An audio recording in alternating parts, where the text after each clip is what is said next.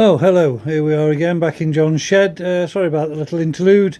I had to readjust everything. I got it all around my neck and it just wasn't going together, so I thought I'd just readjust it so we can get a bit more interesting film.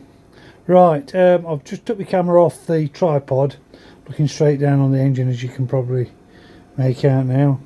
So, what the tricky bit was that I was prattling about with is, I don't know if you can quite see it, just here, this bell-shaped piece is on the end of the swinging arm, which pivots here. So, and between this bell and the gearbox is a conical shaped felt seal, which you soak in oil, a nice thick oil, which I've done. That's a brand new one from the club. The one that was on it was somebody had split it and put it on, and it just, yeah, you just can't get it in. So I put the new one on, which was quite a firm fit, but because it's well lubricated with some nice thick oil, that'll be okay.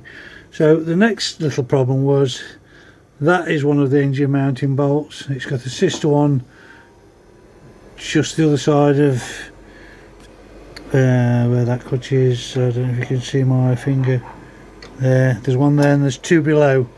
So they've they're nutted and washed up.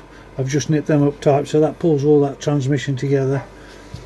And then under the front here is the bracket that I showed you the other day that I've painted. That mounts on the front of the engine there and to a lug on the frame here. So once you've got all those in nice and loose, you can jiggle it all about and centralise everything. So now that little engine just sat there quite nicely. So the next thing is just really just to start tidying everything up. This wiring unfortunately has been cut here to get it out, which I suppose isn't a bad idea actually. So what I've done, I've put some bullet connectors on this end and some connectors. I'll put some bullets on here and so we can connect them all up and make it so if ever we should need to take the engine out again, it's just an unplug and take off. I've got to try and sort the wiring out a little bit. It's a bit all over the place. And unlike my bike, this had the optional extra, which is the brake light switch. I'm glad I've seen this actually, because I have got a WIPAC switch, and I was trying to work out where I would operate it from. Well, this is from the factory, so I'll just copy that. I think really this just needs tightening up. I loosened it up off to get it out of the way, so I'll be able to knock a little bracket up like that and do it so it's as factory, for what difference that makes. Yeah, so around this side now, no different. You can perhaps see this is the gear change arm that goes into the selector box, and this arm comes out, and from the gear shift pedal down here there's just a rod comes straight up here into that.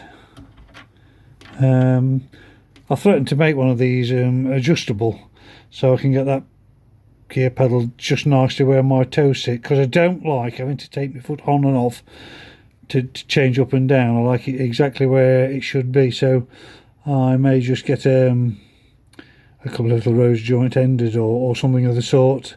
I did buy some left and right handed ones. I'm doing a twin leading shoe brake conversion for the front of the Valiant, so I might buy some more of those so you can adjust that to suit.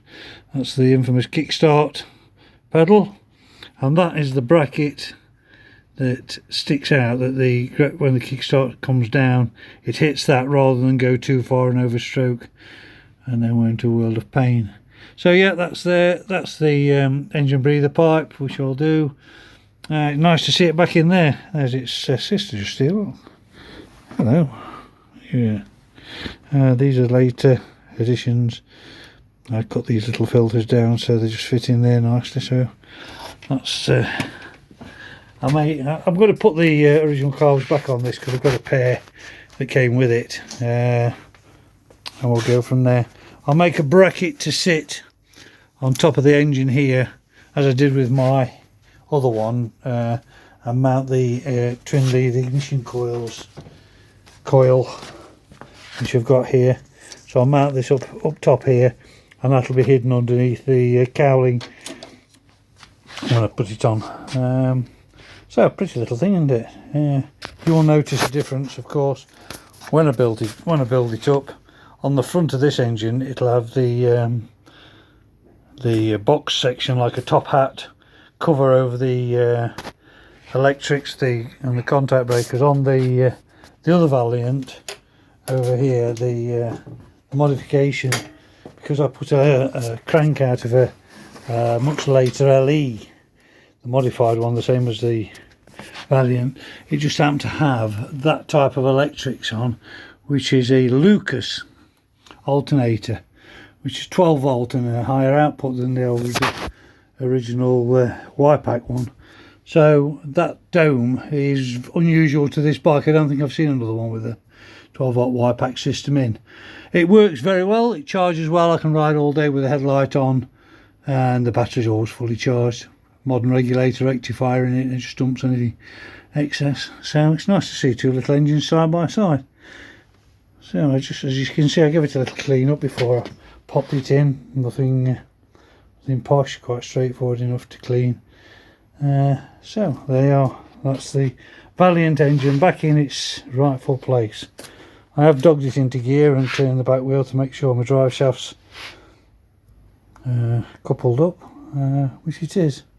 So we'll go from there. I'll have a bit of a tidy up. As you can see, it's a bit of a dump around here, and yeah, we'll get on with that. I'm looking forward to it. I've got new rubbers for the tank mounting. I've got some nice little zip ties of the day from the rubber ones, the ones from the club, which are great. And as I say, I'm going to put when it comes, I'm going to put the regulator rectifier, the modern one here, where this isn't even the original one. The original one was still here. It's one of the, it's like a jam pot. There's like 3 circles, which is a Celium rectifier, I think they're called, mounted on there. And this one's been added. See, that's a Lucas. That's Lucas. So I'm not saying there's anything wrong with it, but I'm doing it all through a regulator rectifier, doing all 3 phases from the alternator, from the generator into the rectifier, and then obviously one feed to the battery and one to earth. And there's just a couple of little wires to alter in the headlight where it goes into the ignition switch. I think it's only 1 or 2 wires to alter in there, just so that the feed to the ignition system down to the contact breakers is on the ignition switch there. And then obviously when you switch your lights on, the power just comes straight from the battery, rather than switch pairs of coils in and out. Both systems have their merits and both have their faults, but the modern rectifier regulators are a nice little unit, and they've got a heatsink built in.